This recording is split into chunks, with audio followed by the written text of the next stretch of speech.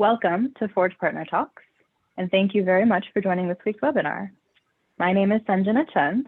I am the Forge Developer Marketing Manager and the current host of this series. Today, partners will be sharing short demos of their solutions, so I invite you to please submit any questions that you have for them using the Q&A tab at the bottom of your Zoom window. We will address all your questions at the end of the panel session. This webinar is being recorded, and we will share that recording with each of you once it's available. So today our topic is configurators. This is a second part because this is a topic we've covered before, but our partners have built so many great configurator solutions that we just had to do a second part.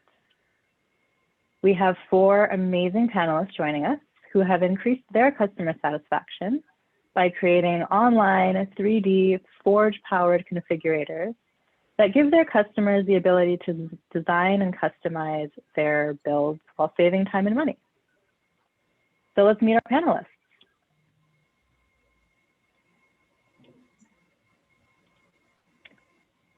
So first we have Vaclav Barden of CAD Studio. Vaclav, can you give us a quick introduction of yourself and your company?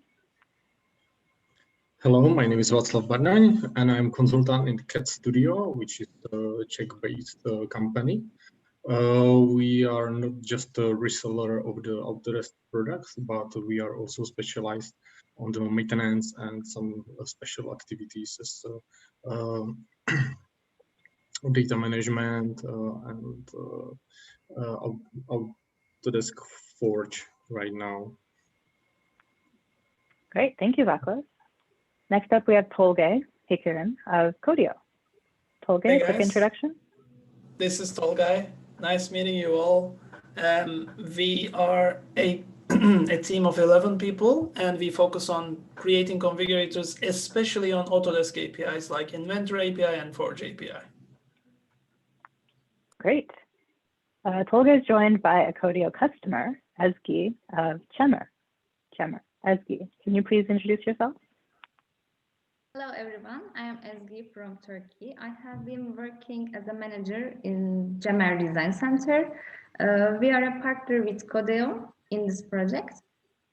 We design and produce playground equipment and outdoor fitness equipment. Excellent, thank you, Ezgi. Last but not least, Ryan Small from SolidCAD. Yes, hello. My name is Ryan Small, and I'm the software development manager here at SolidCAD. SolidCAD is a Autodesk Platinum partner based in Canada with 11 offices across the country and a staff of about 150 people. In addition to being a Platinum partner, we are a Forge certified system integrator as well as being Fusion Lifecycle specialized. And my team is responsible for not just building customization into the Autodesk portfolio products, but also building technologies on Forge, such as our variant product, which we'll see today. Excellent. I'd actually like to start with your solution, Ryan. Can you give us a bit of a deeper dive into the solution you just mentioned? Yes. At this point, Sanjana, do you want me to share my screen and do the demo? Is that maybe the yes, best? Please. All right, perfect. So let me just go ahead here and share my screen. Share. If you can just confirm that it's coming through okay and you can see. Yep, there it is. All right, perfect. And just so for the sake of timing, Sanjana, 3-4 minutes is probably well suited here, I think, as far as keeping things on track. Yeah, I think that would be a good sweet spot. All right, perfect. All right, so this is our web-based technology, which we've called Variant, of course, obviously based on the Forge platform. So I'm going to go ahead and log in. This is the main sort of login screen for Variant. Now it is possible to, depending on the licensing option, to have a public-facing non-registrant requirement. But in this case, we're going to assume the user is going to go ahead and need a login. So we'll go ahead and I'll log in with my account. So here in Variant, so Variant, just to kind of highlight things, like I said, it's a web-based configurator, that's built on the Forge platform. And really our sort of market here is customers that want to sort of streamline their, configure price quote process. So if we just kind of take a look at things, obviously the main part of the interface here is the Forge viewer, where we've got all the standard, navigation tools, zooming, panning, sectioning, that sort of thing. But want to kind of dig a bit deeper here into variants. So over on the left is where you have your list of products that you can configure. So the idea being that an administrator would, populate the products that they want to have as configurable into variants. So you can see there's a bunch of different products here. So I'm going to work with this one here, which is the bale spear. If you're not familiar with a bale spear, you can imagine this is a attachment that mounts to a end of a tractor arm for picking up large bales in a field. So this is provided from one of our customers, Horst Welding. So thanks to them. So we can see here, obviously I picked the bale spear, and obviously, like we said, we can zoom in, pan and section and whatnot, but we want to look at the configurable parts of this. So we're going to go here to the sort of parameters or configuration area. And this is where we're going to make our product selections. So again, as part of the administrator who's populated this product, they would choose the options that they want to make available and how those options relate and the parameter limits and that sort of thing. So we'll just go through and we'll make a few different selections. So we'll pick this option. So that option, there's now, kind of 2 vertical supports here instead of 3. We'll change the time length here from 49 to 39, the time length being the red sort of spear type component. And we'll shorten the frame height a little bit. So we'll just make some different options here. And we'll go ahead and we will specify as well that we'll want to include a guard on here. So we now see that, fairly quickly, using the power of Forge, we're able to, have a configurable model. And what we want to do at this point is go ahead and hit generate. Now, what's going to happen when this takes place is it's going to send the parameters as part of the selections over into the Inventor Design Automation API and generate the model as well as the related assets, which you'll see in a minute. Now, one of the questions, be valid, just to wait for this to come back, that could be asked is, if as I was making the selections, how come I still have to go and hit the generate button? There's 2 reasons for that. One, in some cases, your model is not, just a preset number of configurations. There may be text entered values that reflect, therefore infinite options. So we have to pass those over. And as well, as I mentioned, we have to get some of the assets returned. So let's take a look at those assets here. So if we go over here to the sort of specifications area, we can obviously see the selections we picked.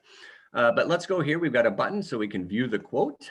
So if I click this, I get a little pop-up window showing me the selections that I've chosen, the pricing, but more importantly, I can download the quote. So let's go ahead and download this. And if I go ahead and open this up, what you're going to see is a quote that's got some things like static imagery, company logos, that sort of thing. But also we're doing some dynamic elements to our quote. So, screenshots, the username, the date, obviously the table here, as well as the screenshots that you see are dynamically placed based on the configuration. We can also, if we want, download the drawing. So we'll download the drawing here. And we'll open it up. And again, this is a drawing that reflects the configuration. Now, this one doesn't use any dimensions or balloons, but that should certainly be included just as part of your iLogic rules. We can as well view the bill of material and download it to a CSV so you could manipulate it further.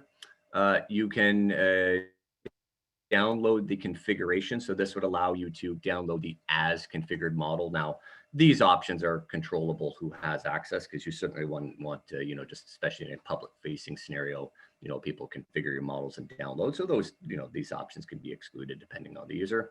And as well, we have some functionality here to go ahead and, integrate into other areas. So if you're interested more in variant, you can actually see our AU presentation where we actually take this order configuration and walk it through the entire workflow in Diffusion Lifecycle and Vault to see a fully automated solution. So, so hopefully that gave you a quick sort of overview as to what Variant provides, which in our case, and certainly true for the panelists as well, wouldn't be possible without the power of Forge.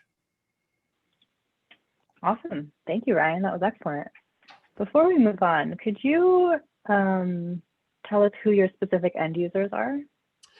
Yeah, so, we are targeting customers that would fall under these, CTO or configure to order. Certainly manufacturing customers would be right in our wheelhouse as far as this type of product solution is concerned. I think with, anybody that is currently, let's say today, familiar, for example, with C360,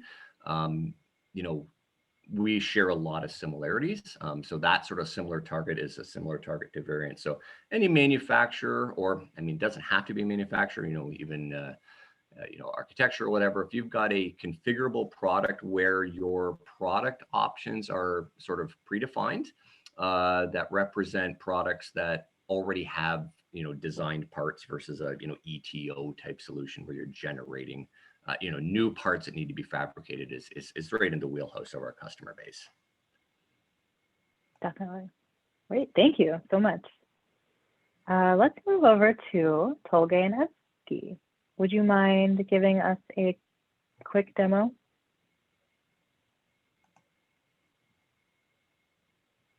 Hello again. I'm gonna give some information about the company. Jamar is one of the top 10 playground producers in terms of the product range and production capacity. Also, we are the leader company in playground sector in Turkey. Our company exports more than 73 countries with its 27 years of experience. All our products are designed and manufactured in accordance with world standards. And also Jamar has a wide range of departments, as you can see. There are 5 sub-brands under Jamar brand. All our products are designed under these brands, such as CMR Play, Urban, Active, Extreme. They are represent our different product groups. CMR Play is the main playground brand, which has equipment for children from all ages. There is also CMR Idea. Custom design products are designed and produced according to specific requirements and requests. As Jamar, we have always attached great importance R&D and design works. In this regard, we achieved a first in Turkey by receiving the title of Government-Approved Design Center. Our design center, which is multidisciplinary structure with our industrial designers, landscape architectures, engineers, and prototype manufacturing team, designs and realizes our products with high play value and functionality. With our modular climbing product, which is named Deltoid, we has won Red Dot Design Award and then German Design Award. In order to raise designers' awareness and attract to our sector, we have been organizing design competition since 2014. When I'm leaving the word to Codeo, I need to say that it's very valuable for us to take part in this project. Thank you.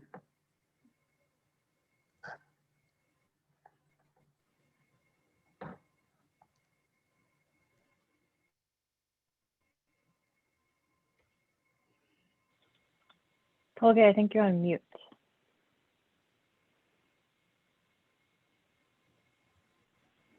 Okay, can you hear me now? Yeah. Perfect. So our customer, as you can see, is a playground manufacturer, and most of the manufacturers in the world has a typical problem, which is catalogs. You need to generate catalogs all the time, and these catalogs are very dull and they're not very bright. So we had the idea together and said, let's create 3D catalogs together with Forge. And let's make it like totally automatic, right? I'm going to show you how we do it. I mean, some of you guys already know how we do it, but because we won an award for Forge Accelerate, not Accelerate, the Forge Hackathon 2020. So I'm just going to give you an idea of how this works. We created an add-on for Jamar, which is working on Autodesk Vault. And here you can see the add-in called Codeo Catalog. So this smart catalog grabs all the information from the main assembly and takes whatever necessary information, whether it's a PDF, whether it's a DWF, so whether it's a visualization file, whether it's a DWG, put it all together and send it to a server where every single day at 8 o'clock, 8 p.m., that is, these things being uploaded to Jamar's Forge environment. As soon as this happens, Jamar's own new website takes all the information to itself to actually update itself. So let me show you the new website of Jamar's. This is fairly new, but it's not published yet, but still it's almost finished. So let me actually make this English so you guys can understand. So when we go to the products menu, Jamar has around 500 plus playground equipment on their vault. So every single one of them is being uploaded here automatically. So let's say we want to see this one, right? So we say view this product. Every single image you see here, every single render is being taken from their vault, automatically put to Forge, as well as the documents. You can download all necessary documents here. This is very important for their customers because their customers are generally, architects or, construction, working in construction, which need most of the time DWGs. So not only that, but you get to see the 3D, all the 3D assembly here. So this is actually the first 3D catalog for playground manufacturers in the world. So we are very proud of this achievement. And like I said, every single assembly, every single assembly from Autodesk Vault is sent automatically here, which didn't take much. Probably just under 1 week, we've put all the database on their website automatically, which is a huge thing. So this is an actual, Forge SVF that we are seeing right now. And this is pretty much our solution. I just want to tell one more thing. We are an ISV partner. And next week, we are actually releasing our Inventor OEM project, which is a huge project for us. It's called AutoCase, and it's a huge configurator. If you want to check it out, that would be great. But yeah, this is what I wanted to tell you guys. Thank you very much. Excellent. Thank you, both Tolga and Eski. Beautiful playground equipment. I wish that was around when I was a kid. Great. So your end user is Jamar. Do the Jamar customers find that they want to configure those playground sets themselves? Or is that something that Jamar does on the Jamar side and then makes them available to the customers?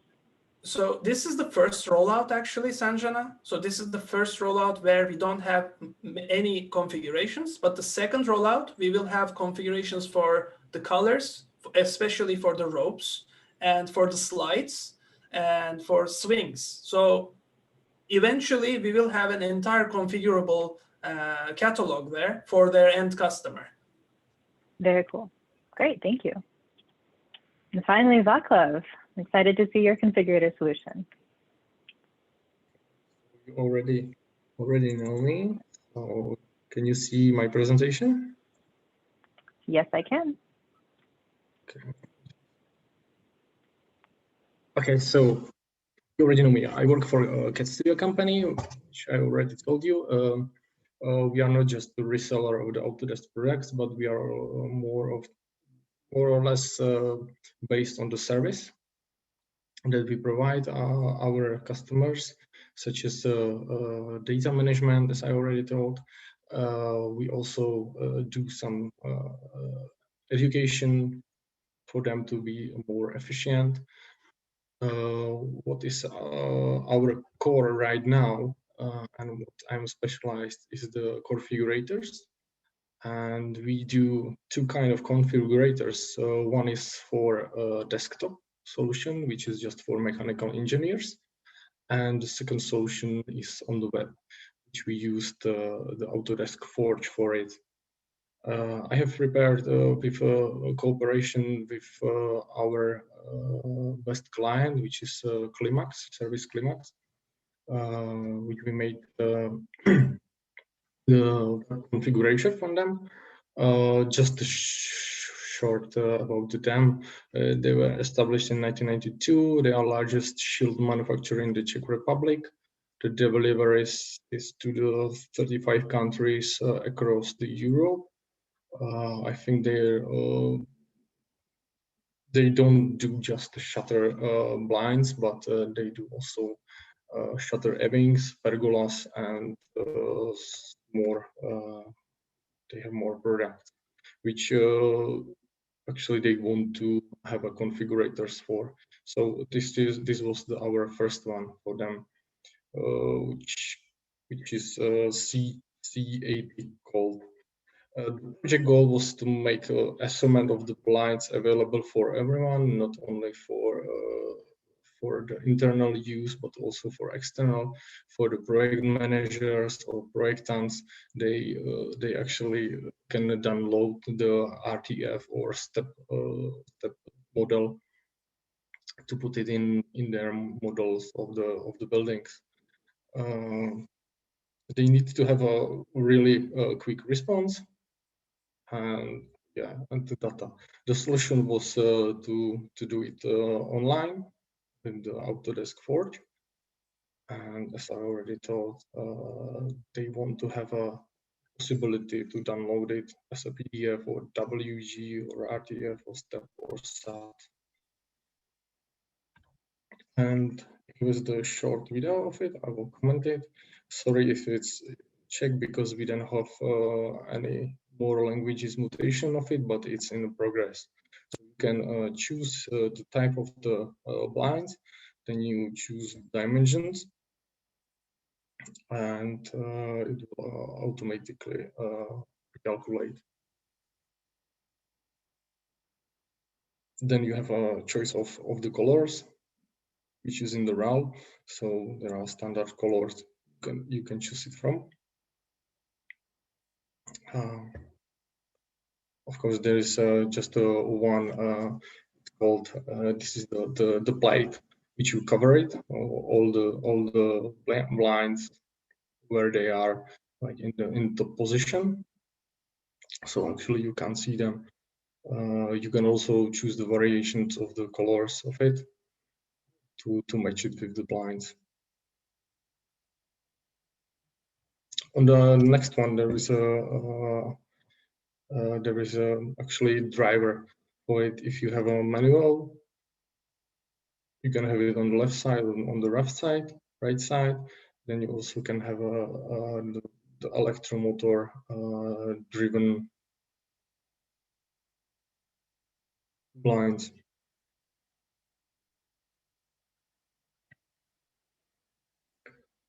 Yeah, that was done. Yeah, they have a request. They need to see on the top position that the cover plate fully covers, and also for the customers, if they want to see it, how does it look like on the top position or the low position.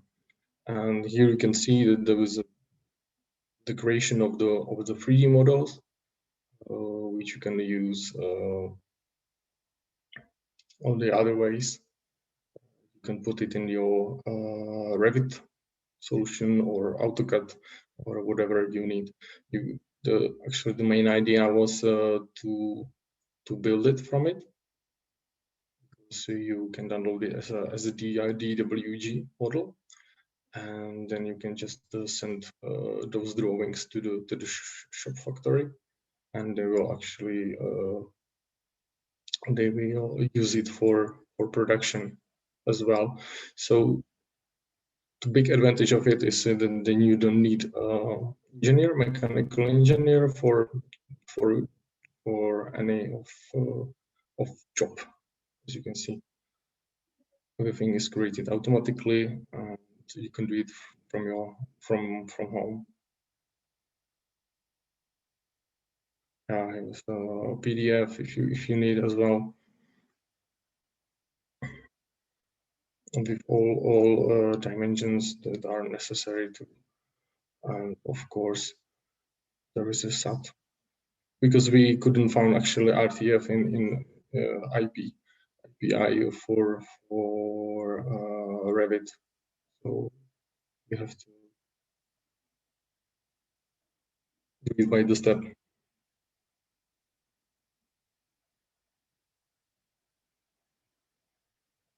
And here you can see your model of the blind. And yeah, the last one is for inventor.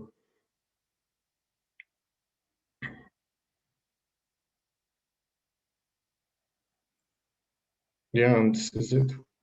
So that's what we made for the service climax. The idea is to continue, because now it's just a blind C80, and they have plenty more. So we are filling up the configurator with more of their products. Excellent. Thank you, Vaclav. Now, I know you mentioned you don't have to be a mechanical engineer to use your solution. So who are your specific users? Sorry, excuse me once more, because I can't hear you. Who are some of your specific users if you don't have to be a mechanical engineer? For the website, the users of this configurator are the project managers who are just visiting the site, the constructions, or so on. And the idea is to spread it elsewhere, so you can actually you can order your blind just for yourself. Excellent. So you can measure your window, and then you put it in this configurator and order it. Perfect. So I, as a marketer, could easily just order my own blinds using your software. Great. Thank you, Vaclav. So, Now, I wanted to open up the questions to all of our panelists, and I'll start with Ryan, but anybody can jump in. So what are some of the newer benefits you've seen versus the traditional older way of doing things?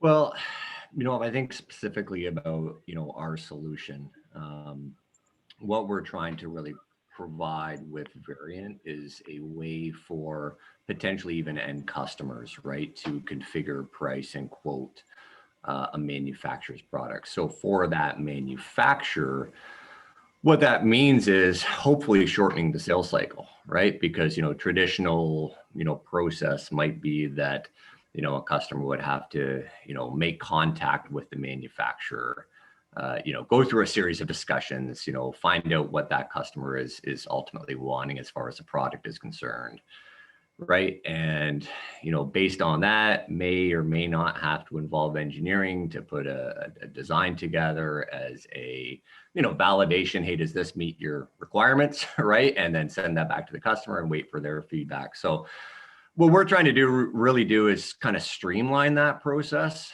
right? So that, potentially even end customers just through the web browser, right? They're able to, if I can use that term, kind of get that instant gratification, right? Of going on to the manufacturer's site, potentially their website where Variant is integrated into, and, just right there, the comfort of their office or home or wherever it is, configure a product, see what it's going to cost, get the visualization out, and, very easily, and quickly decide, is this the product I want, right? And if it is, kind of move forward. So it really shortens that cycle, that sales cycle down for a manufacturer, because it reduces the number of touch points, right, and communication points that they have to have with their customer just to see if they're even, interested and if the product they have meets their needs.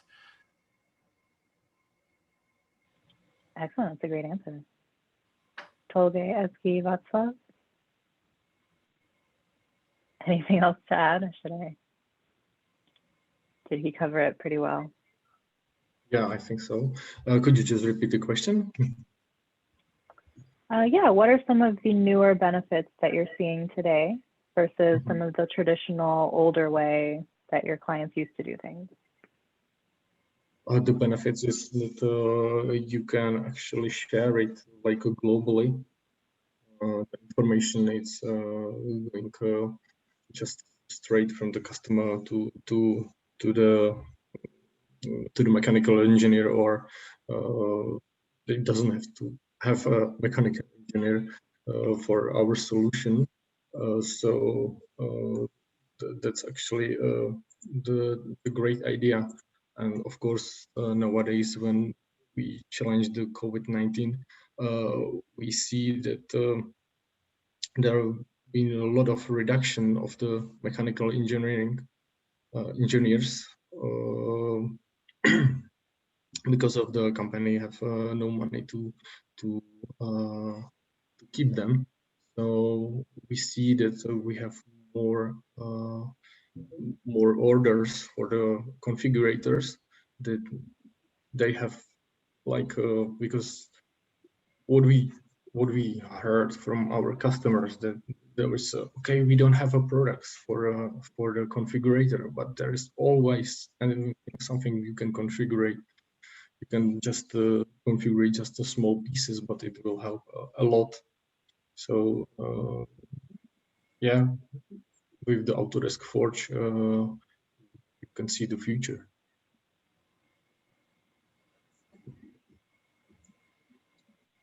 Does it answer your question or? Yes, it does. That perfectly answers my question. Tolgay, did you have anything to add? Yeah, so especially for visually beautiful manufactured items like playground equipment, you need to be creating, catalogs all the time. And the most of the problematic part comes when you do revisions, right? There could be a lot of revisions, and you cannot revise a pressed document, but you can revise your 3D models. That's the beauty of it. Our catalog updates itself as they update their own models. And not only that, obviously, most of the people doesn't know how to use WebGL or 3JS technologies in the world currently, not much at least. So when the customer or the potential customer sees these, 3D models on the website, they're immediately amazed. They're like, oh, this is great. I can see what I'm buying actually. So these type of elements are fairly new for the end user. And obviously they're also fairly new for the manufacturers themselves. The manufacturers are very aware of the 3D models that they're generating, but they have literally no idea how to share those 3D models in, different ways. Forge is a great way to, really democratize your 3D models anywhere in the world, basically. That's absolutely true. Thank you. I want to go back to something Václav mentioned earlier, and that was one of the ripple effects of COVID-19. So specifically that there's a shortage of mechanical engineers or a shortage of budget for them. What are some other ways that COVID-19 has affected your businesses and demand for your applications? Anybody can feel free to jump in here. Sure, I guess I'll start here, Sanjana. Well, I think, in some respects, I think it's probably fair to say, like with many companies, business isn't booming, in COVID-19. But, in some respects, it's a bit of a silver lining in that dark darker cloud. And here's what I think the silver lining is. One of the things that's happened with COVID-19 is it's forced all of us, not just as individuals, but companies, to kind of change the way we do business. You go back a couple of years ago, pre-COVID, the thought of, most companies having their workers be remote or largely remote was probably something that was maybe even unsettling, right? And obviously with the pandemic, right, of course, it's forced companies to do new ways of business and almost kind of, embrace, what's happened, right? That they have to change their business to move forward in the difficult circumstance. So I think what it's doing is it's kind of creating a bit of a ripple effect, which will probably take a little bit of time yet to play out, whereby that sort of change in mindset where, hey, we can do business differently. We don't have to always be in person, right? We can be remote, right? And how does that kind of thinking maybe lend itself to companies evaluating, are there other areas of business where we've done it the same way this way, but maybe we need to change, right? And maybe that sort of mindset carries forward. So that's kind of the way I see sort of COVID-19 playing out, a little bit of a dark period, but hopefully a change of mindset going forward to companies evaluating and maybe doing things differently, moving out of their comfort zone. Definitely. Always stay positive.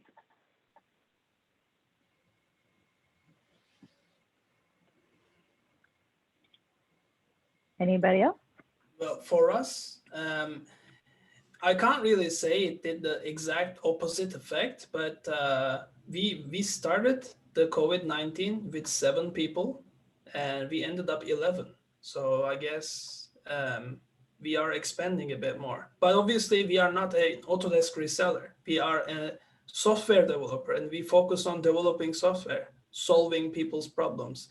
So probably that's because why we have achieved, a bit of success, let's say, but we still need to do much more. Great, thank you. Eski, how about you? I want to add something. Actually, I want to thank to Codeo, because thanks to Codeo, with this project, our product data visualizations are always up to date. We minimize the mistakes. We can see directly current version on the website. This is very important for us. Thank you. Great, thank you. So I'd like to transition into another question. What are some of the biggest challenges you face, either building, delivering, getting your customers to use your app, convincing clients that this is the way to go? And how did you overcome those? So if I can start, I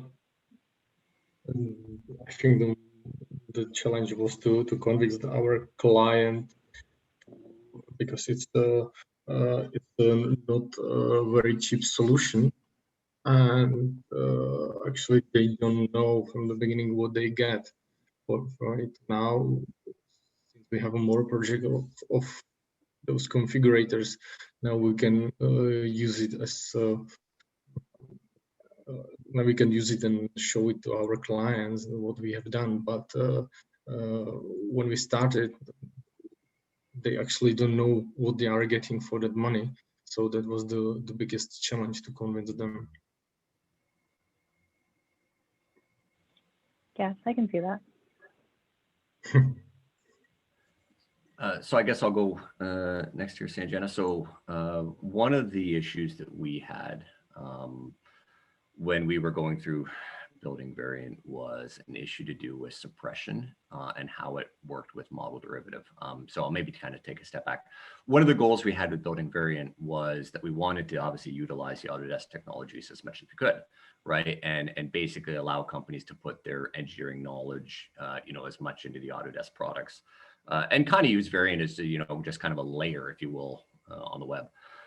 And so what that means is that, a lot of the design rules, or, not a lot, the entirety of the design rules are built into the inventor models using iLogic. And for many years, up until I think Inventor 2019, the way that you would typically build those rules when you had configurable components was you would use something called a level of detail, and then suppress the components you would need or not need, depending on a specific configuration. Obviously, talking, Inventor on the desktop. When we brought those models over into Variant and said, hey, we want to basically, take this model and, configure it with these parameters and have the result rendered in the viewer, we were finding an issue that we really struggled with for a while around the fact that the model derivative wouldn't properly understand the suppression. So what would happen is your model would look correct, you pick your options you wanted, and then when you would generate the model, it would be generated with all of the components visible, not just the ones that you were needing for the specific configuration, right, that your parameters reflected. And so huge credit to Autodesk. We worked with Autodesk closely around this problem and helped us overcome that big hurdle whereby we were able to now actually do the translation through the design automation API, which understood the suppression properly. So we actually were able to bypass model derivative our case, which was important for our use case scenario. So that was a huge benefit. It was a little bit of a, take a step backwards to go 2 steps forward, but, huge credit to the resources at Autodesk. And I think too, one of the things I would encourage anybody, on this call is if you're thinking about Forge, do the accelerator. The accelerator was a great opportunity for my team to get, better connection to Autodesk. I know even, not having AU this year, for me, AU is about the relationships, right? And the networking, but go to the accelerator, try to get connected, take advantage of the Stack Overflow to get over those hurdles, because we've certainly had others. I mean, I'm picking one of the highlight ones we had, but Autodesk was really helpful to work with us to get us over that, over that hurdle and others to ultimately achieve the goal we had. Thanks, Ryan. I see you're making Augusto happy over there. Yes, thanks. I think I have a question on the previous topic when you mentioned customer moving from desktop to web, right? This new experience and on the clouds, online. I think the question for you, what was the driver to move? Was a customer request, cost reduction, or share more information with different customers? What was the driver to move to this cloud environment? Sorry, Augusto, was that for myself? Yeah, sure. I mean, yeah, in general. Okay, sorry, I didn't want to. Sorry, I'll maybe let somebody else go first, just because I was the last speaker. I don't want to take up all the airtime. Sure. I can go, guys. So from Sanjana's, and then I'll go to Augusto. So the last question was pretty much what was the struggle? The struggle is actually I can give you 2 struggles. One with the configurators and the other with 3D catalogs, because we're doing both. So when you go to the customer with the configurator in mind, first off, you're not really aware of how many what's it called, Forge credits you're going to use, because it's really hard to do the math, right? So that's a huge kick for the customer. You're telling them, look, you are going to use this interface, but we cannot really give you an idea, because look, some of our customers are building boxes, some of them are building kiosks. Like Ryan knows this, Vaclav knows this, everyone is building something else. But these are all configurable items. But like I said, you don't know how long is it gonna take to build the configurator when you're using it. So this is the obvious, elephant in the room currently still. For the other ones, it's actually really easy. For example, the smart catalog, we just calculated this really fast. How many models you have? How many updates do you need to know? Do you think you are going to do? Okay, you're going to pay this much to Forge. This was perfect. So yeah, this is a bit of a struggle to calculate. And to go to the Augusto's question, it's actually very favorable for the customer because especially for configurators, the people who are using configurators most of the time are salespeople. So they don't have actually like powerful computers. They're not actually, they don't really want to use Inventor. They're like, yeah, just give me a really simple user interface and I'm good to go. I just want to sell my product, right? So they're like super excited about going to the web. Because they actually don't want to buy Inventor licenses even, because they have the Inventor license for their manufacturing people, for their engineers. So yeah, I mean, it's the perfect opportunity for them to jump from a desktop world to a web world, because they're always on the go, these salespeople. Fair enough. So, Ryan? I was just, sorry. Go ahead, Ryan. So no, go ahead.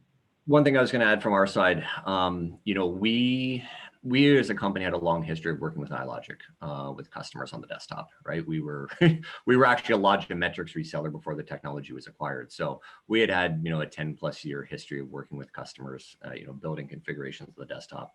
And to Tolgai's point, one of the problems that we would have with customers is, if you worked with a customer long enough, eventually you would say, this is great, but how can I move this configurator out of my engineering department into my sales team or to the customers, right? And this obviously a conversation predating C360. And that was always a kind of a groaning question, because you're like, it didn't really have a good path, onto the web. At a price point that was well suited, to most of our customer base, that didn't want to go with an Inventor ETO type solution. And so, exactly like Tolgai said, right, we're now able to put that technology into the hands of our customers, move it off the desktop, and move it into that technology into their customers, right, and ultimately give them a web-based tool.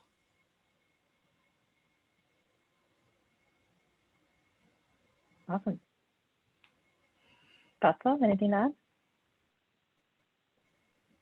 Just to answer the question of Augusto, yeah, it's I think it's the same with Tolgai said, that it's most of the time for the salespeople who are using the configurator, so they are on their ways all the time, so they don't have to use Autodesk Inventor, which is expensive solution for them, and they can use just the website to drive their models and to custom or to configure what they need. That's true. It just seems to make sense. Now, I do have one last question before we wrap up. What's next? What can we expect to see next? And I know Tolgai and Ezgi, you mentioned this a bit, but if there's anything more you'd like to share, please feel free to do so now. What next? Actually, we would like to spread our solution, like to win more businesses with it. And actually, not only that, but also help to our customers to do it more efficient with our configurators, because that's all about. And share the information as well. Definitely. So for us, basically, Sanjana, in our lifetime in the business, for 3 years we've been trading. What we found out is that we are grabbing these amazing customers, and they're coming to us saying that this idea we are creating with the configurators, with the solutions that we create, can we actually make a much bigger solution for everyone, so that we can partner up and sell this together. So most of our customers are coming to us with this now. So I believe that the next step, the auto case I showed you, that's one of our customers actually. So they told us, hey, you made a great C360 configurator for us. Why not make an entire configurator on Inventor? And we made one. So probably the next steps are, for Codio at least, is to make these total solutions for people that are working in the manufacturing industry.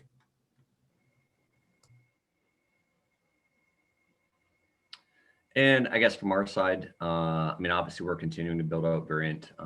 There's a bunch of product functionality, that we have on our roadmap that we want to add into the product. I mean, obviously, we think today it's quite functional, but there's always new things to add, new functionality to be incorporated in the tool. And I think as it relates to, working with our customers, and I'm sure our customers are representative customers who are kind of worldwide as a whole, they have varying degrees of how they feel about the cloud. Some reluctant, some are very pro cloud, and those in between. And I think from our standpoint, certainly thinking about, Forge as a cloud platform, Autodesk as a cloud technology, and us as a cloud provider, as our customers are, faced with a challenge of moving to the cloud, we want to help them embrace it as opposed to fear it, and really help them, our customers, take their business to the next level. Excellent. Well, I can't wait to see the next iterations of all three of your solutions. We are just about at time, but before we go, I have some news about the Forge Partner Talk series. Today's will be our last live webinar, but that doesn't mean Forge Partner Talks is going away. We're actually turning it into 2 new series. And to talk about the first one, I have Augusto Gonçalves here, Forge Advocate Manager, to share the details.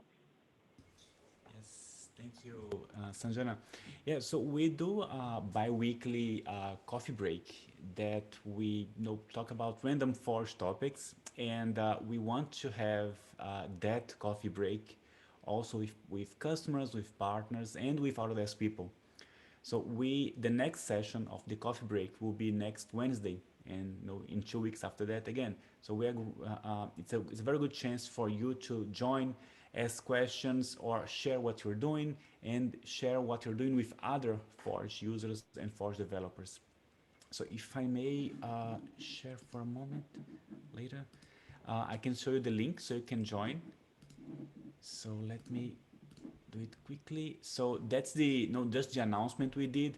Actually, the Forge Coffee Break is running for like 6-7 months now. So this is the blog post about it. And if you want to attend, you can just sign in for it. And that's the time that you get your phone, point to the camera, point to the screen, and go to this website to scan and register for the session.